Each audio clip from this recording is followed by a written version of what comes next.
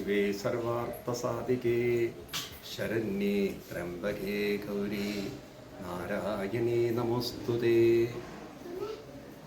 മൃദംഗശൈലേശ്വരി അമ്മയുടെ പാതാരവിന്ദങ്ങളിൽ നമിക്കുന്നു.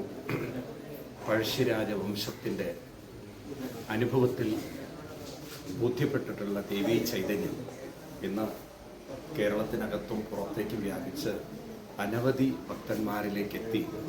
പല അനുഭവങ്ങൾ അവർക്ക് കിട്ടുന്നത് കൊണ്ടാണല്ലോ ദേവിയോട് അത്രയും ഒരു ഭക്തിയും സ്നേഹവും അടുപ്പവും വരുന്നത്.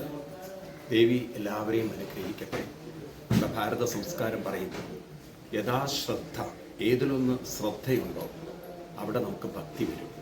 എവിടെ ഭക്തിയുണ്ടോ അവിടെ നമുക്ക് ശക്തി വരും. എവിടെ ശക്തിയുണ്ടോ ആ കുടുംബത്തിൽ ഐശ്വര്യമുണ്ട്. എല്ലാ കുടുംബങ്ങൾക്കും ഐശ്വര്യം തരുന്ന അമ്മയുടെ പാതാരവിന്ദങ്ങളിൽ നമിക്കുന്നു. പ്രണാമം.